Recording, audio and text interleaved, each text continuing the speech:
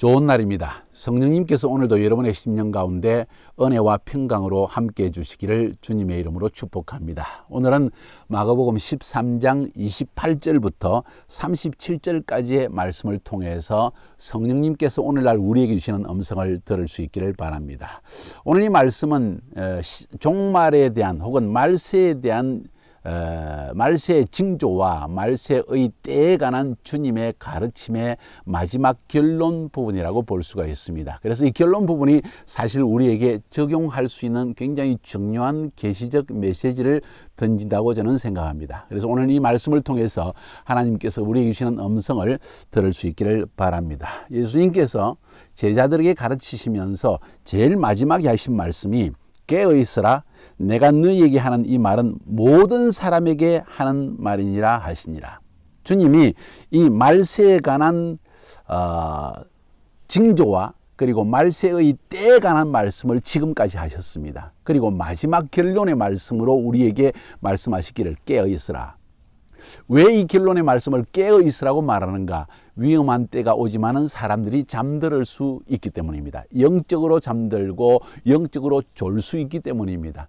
그런데 이 말씀이 누구에게 주신 말씀인가? 제자들에게만 하신 말씀이 아니라 모든 사람에게 하는 말이다. 이것은 세대를 통틀어서 주님이 하시는 말씀이라는 의미로 우리가 봐야 될 수가 있습니다. 자, 그러면 주님이 왜 깨어있으라고 했는지, 어떤 면에서 깨어있으라고 했는지 하는 것을 우리가 한번 본문을 통해 살펴보기를 원합니다. 자, 오늘 보십시오. 28절부터 29절. 무화과나무의 비유를 배우라. 그 가지가 연하여지고 잎사귀를 내면 여름이 가까운 줄 아느니 이와 같이 너희가 이런 일이 일어나는 것을 보거든 인자가 가까이 곧 문 앞에 이른 줄을 알아라.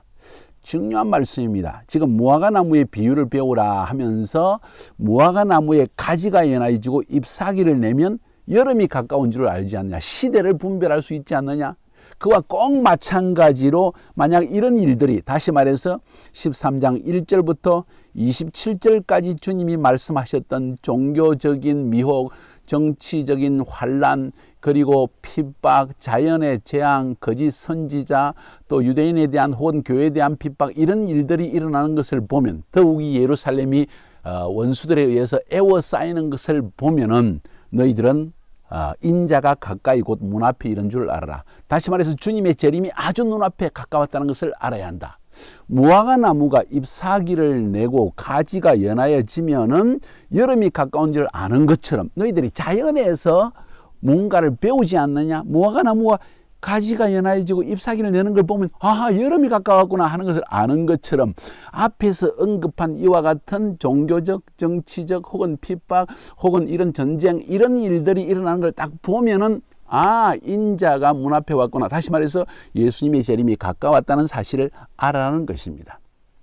어떤 사람은 이 무화과나무의 비유를 배우라, 그리고 가지가 연하여지고 잎사귀를 낸다는 말을 표현을, 무화과나무는 이스라엘의 마치 국가의 꽃과 같은 것이기 때문에 다시 말해서 이스라엘이 다시 회복된 걸 보면은 이제 주님이 가까운 줄 알아라. 그렇게도 해석할 수 있습니다. 실제적으로 이러한 일들이 일어나고 있기 때문입니다. 1948년 이스라엘이 독립을 냈습니다. 2000여 년 나라가 없이 존재하다가 갑작스럽게 하루마침에 유엔의 결정에 의해서 이스라엘이라는 나라가 탄생하게 됐다는 것.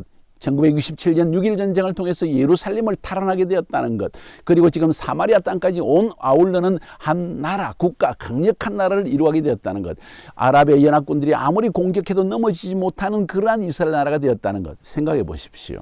이거 벌써 무화과나무, 다시 말해서 이스라엘이 벌써 열매를 맺을 때가 왔다는 것, 이걸 보면 여름이 온 것을 아는 것처럼 주님이 문 앞에 온 것을 알아야 한다 하게 해석할 수도 있다는 것입니다. 맞는 이야기라고 저는 생각합니다. 그러면서 주님이 굉장히 중요한 한 가지 말씀을 하십니다. 내가 진실로 너에게 말하노니 이 세대가 지나가기 전에 이 일이 다 일어나리라. 자, 여기서 이 세대라는 말이 무엇일까요? 우리가 이 본문을 읽어보면 내가 진실로 너에게 말하니 이 세대가 지나가기 전에 이 일이 다 일어날 것이다. 이 세대는 뭡니까? 우리가 일반적으로 생각할 때 one generation, 20년을 한 세대라고 생각하는데 과연 그럴까요? 근데 마태복음과 그리고 마가복음 복음서 안에서 세대라는 말을 사용할 때 예수님께서 이 악한 세대가 표적을 구하지만 나는 보여줄 것이 요나의 표적밖에 없다. 이 엄난한 세대가 할 때 그 세대라는 표현은 이 세상에 악한 영이 지배하는, 사단이 지배하는 이 세대를 이야기합니다. 다시 말해서 예수님이 재림하셔서 이 나라의 왕중왕으로 임하셔서 새로운 세대, 영어로 하면 에라, E-R-A. 그 에라라는 뜻이 바로 오늘 성경에서 헬라어 원문에서 말하는 게네아라는 뜻입니다. 게네아, 한 일정한 기간을 의미합니다. 그 기간은 다시 말해서 어느 왕이 통치하는 기간을 상징하는데, 이 왕이 통치하는 기간이라는 것은 바로 이 세대라는 것은 바로 악한 영이 지배하는 세대, 사단이 지배하는 세대, 그것이 다 가기 전에 그 마지막 때에 이러한 일이 다 이루어질 것이다. 다시 말해서 왕중왕이신 주님이 오셔서 천년 왕국으로 그가 통치하는 그 새로운 세대가 열리기 전에 이런 일들이 다 일어날 것이다. 이런 의미로 우리는 받아들일 수가 있습니다. 천지는 없어지겠으나 내 말은 없어지지 아니하니라. 그러나 그날과 그때는 아무도 모르나니 하늘에 있는 천사들도 모르고 아들도 모르고 아버지만 아신다. 시기는 정확하게 어느 날짜에 어느 시간에 오는지는 아무도 알지 못한다는 것입니다. 오늘 하늘에 계신 하나님 아버지만이 이 일을 알고 있다는 것입니다. 그러나 그 일은 반드시 이루어진다. 그러면서 주님이 주의하라, 깨어있으라. 그때가 언제인지 알지 못하기 때문이다. 가령 사람이 집을 떠나 타국으로 갈 때 그 종들에게 권한을 주어 각각 사물을 맡기며 문지기에게 깨어있으라 명한 것 같으니, 그러므로 깨어있으라. 집주인이 언제 올는지, 혹 저물 때일는지, 밤중일는지, 닭 울 때일는지, 새벽일는지 너희가 알지 못함이라. 그가 호련히 와서 너희가 자는 것을 보지 않도록 해라.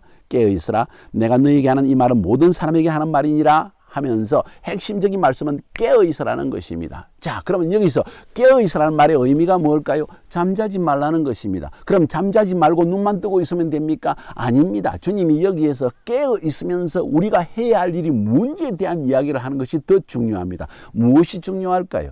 우리가 깨어 있어야 되는 이유가 무엇일까요? 깨어 있어서 해야 할 일이 무엇일까요? 그것에 대해서 34절에서 굉장히 중요한 메시지를 주님이 던집니다. 가령 사람이 집을 떠나 타국으로 갈 때 그 종들에게 권한을 주어 각각 사물을 맡기며 문지기에게 깨어 있으라 명한 것 같으니, 이 말은 무슨 말입니까? 주인이 자기의 모든 일을 종들에게 맡기고, 그것 어떤 사람에게는 5달란트, 어떤 사람에게는 3달란트, 어떤 사람에게는 1달란트, 혹은 누가복음에 비하면 어떤 사람에게는 1머나, 어떤 사람은 2머나, 하는 사람은 3머나, 어떤 사람은 5머나, 이렇게 달란트대로, 재능대로 하나님의 부르심을 따라서 일을 맡기고 간다는 것입니다. 그러면서 문지기에게 깨어 있으라 명했다는 것은 너 깨어서 내가 시키는 일을 잘 해라는 것입니다. 자, 우리가 왜 깨어 있어야 하는지에 대한 설명을 해주고 있는 것입니다. 주님이 여러 가지 깨어 있어야 될 이유를 설명할 것이 있으실 텐데 가장 중요한 한 가지만을 말씀하십니다. 왜 깨어 있어야 되느냐? 바로 주인이 너희에게 명한 부르심의 일이 너의 달란트를 통해서 있다는 것입니다. 너에게 달란트를 두시고 너에게 맡긴 일이 있다는 것입니다. 그 일을 잘 하기 위해서 깨어 있어야 된다는 것입니다. 이것은 어찌 보면 하나님의 백성들에게 혹은 하나님의 사역자들에게 주시는 중요한 경고의 말씀이기도 합니다. 주님이 우리에게 오셔서 우리를 구원하시고 우리가 은혜 베푸실 때 우리에게 마탄, 히브리 말로 하면 우리에게 선물을 주셨습니다. 성령의 선물을 주셨습니다. 각자에게 은사를 주셨습니다. 그 은사를 가지고 주님 오실 때까지 우리는 그 은사로서 일하는 것이, 주님의 사역을 행하는 것이 가장 중요한 일이다. 깨어 있어야 되는 가장 중요한 일은 먹고 살기 위해서가 아니라, 그냥 일하기 위해서가 아니라, 다른 일을 하기 위한 것이 아니라 하나님께서 우리에게 맡기신 부르심의 사역, 그 달란트를 잘 감당하기 위해서 살아야 된다는 것을 주님은 우리에게 말씀하고 있다는 것입니다. 우리에게 주는 교훈이 무엇입니까? 사랑하는 여러분, 오늘 본문에서 말세가 가까웠다, 징조들이 있다, 이런 때에 임할 것이다, 나팔절과 욤키푸르의 시정 가운데 일어날 일들을 제가 설명을 해드렸습니다. 그러면 그 중간에 우리가 늘 깨어 있어야 된다. 무엇 때문에 깨어 있어야 되느냐? 마치 주인이 그 집 종들에게 일을 맡긴 것 같이 우리에게 맡긴 일을 최선을 다하여 감당하기 위해서,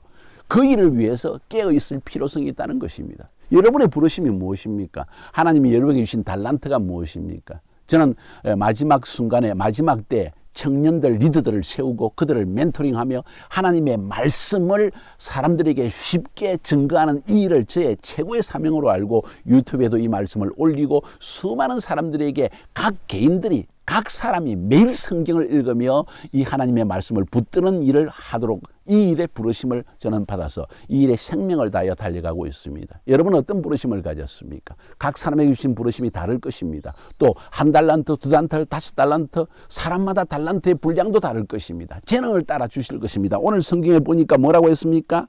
각각 사물을 맡겼다. 각 사람에게 그 사람의 달란트를 따라 맡겼다는 것입니다. 여러분에게 맡긴 것은 무엇입니까? 혹시 여러분 그것을 제껴놓고 돈 벌고 가족 보양하고 아파트 사고 내 집이 올라가고 내가 원하는 일을 하고 여기에 온 신경을 쓰고 있지는 않습니까? 게으른 종은 아닙니까? 악한 종은 아닙니까? 한번 자신을 돌아보는 그런 계기가 될 수 있기를 주님의 이름으로 축복합니다.